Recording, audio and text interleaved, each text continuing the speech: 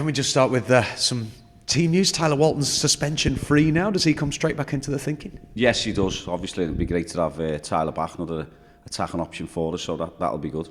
Ask you about Sean Worley. Where's he up to? Same again. So we've got Sean Worley back, so that's another massive boost for us.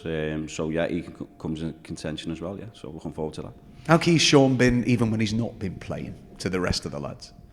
Oh, with the team, with the squad, brilliant. Dressing room, same with Tyler. And to be fair, most of the lads are the same. You know, they get round each other. There's a focus. You know, whoever plays, whoever gets selected for the bench.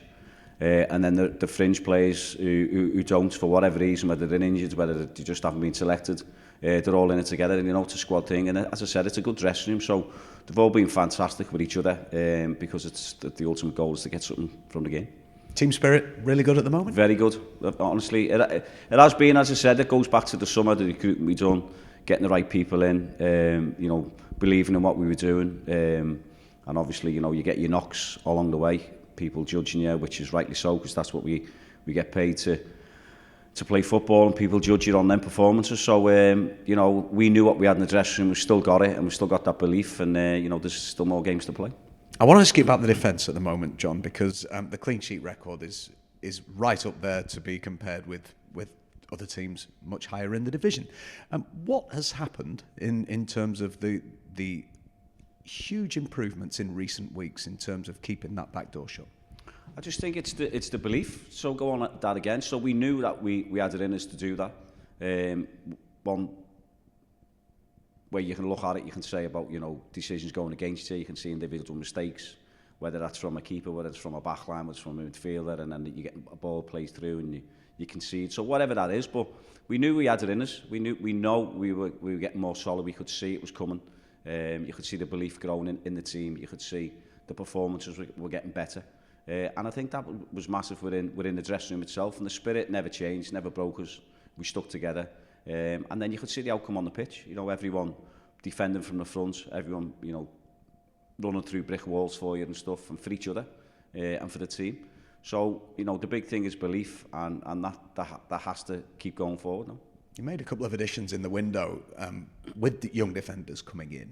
How much of an impact have they made, would you say? Massive, but you know, we were looking at them from the summer. So again, go back to the summer, all the work that was being done in the summer, that me and Jed and Dave Baird just helped us a little bit along with that as well. So all the stuff that me and Jed, Brandon, that is getting out there and watching games and going over, you know, hours of footage and stuff to get things right.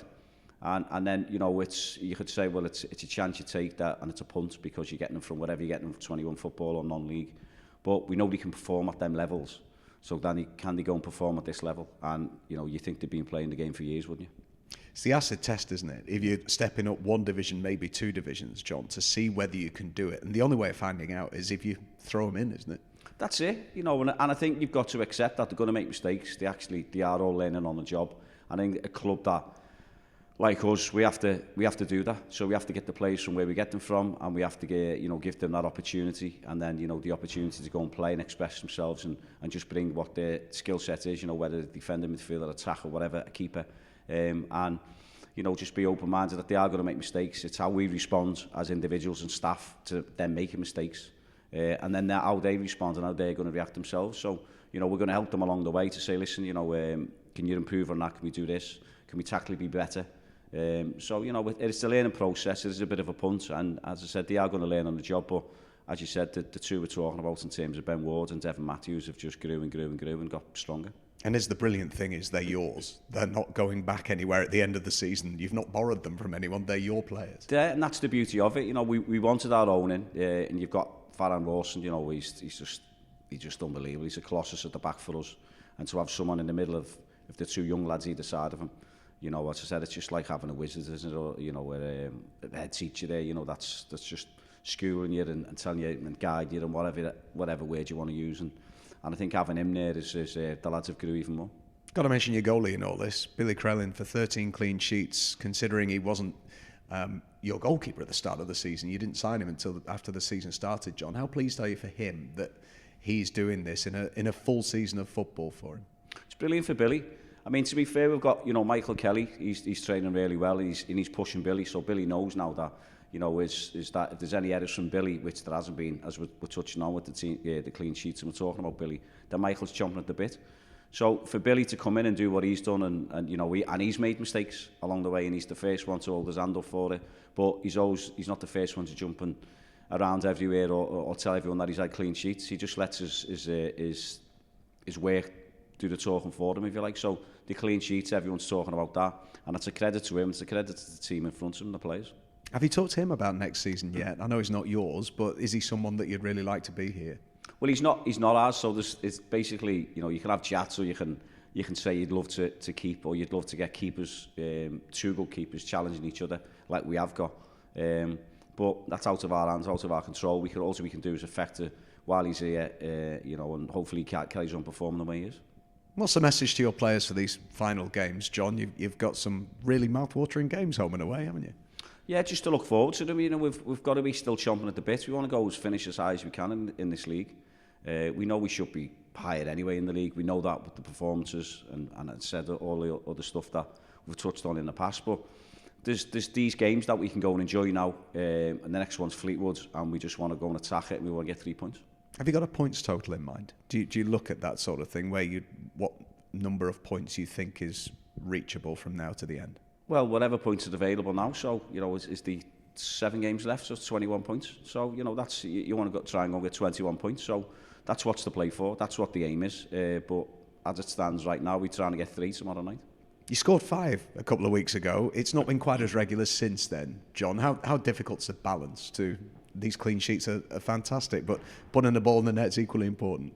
It is, and recent weeks, as you said, I think we got 2 against MK on the Tuesday, then we got 5 against Newport. So, I'd like the clean sheets. The clean sheet gives you the platform, and then if the lads can do the job at the other end, and not just the attackers in terms of the forwards or the attacking midfielders, but from set plays, defenders can chip in with goals as well, so they can keep the ball at the back of the net. But they had an opportunity for free kicks, long throw-ins or corners to try and score themselves. So, we start with the clean sheet, we'll keep a clean sheet, and we go from there with it. So, points-wise, there's 21 to play for. Hopefully, we can get all the 21.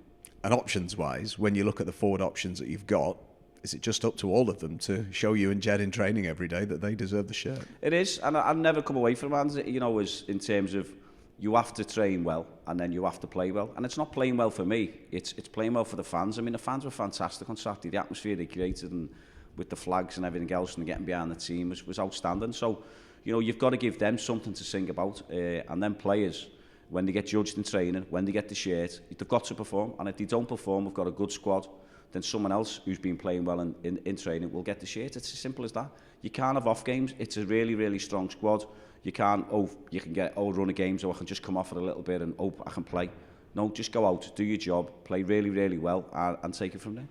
What can we expect this game to be like this Tuesday night? I think it's probably similar to the Bradford game Saturday. I just think they played a similar way to Bradford. They've got some really good players, got some good football in there. Matty, Virtue Trickett's a good player. They've got threat from set plays. Rooney's a threat. You've got Rhys Bennett's a threat. They can hit you from different areas. You've got wing backs. If you like, Patterson's a good player. So we know when we played them here, live on Sky, I think it was.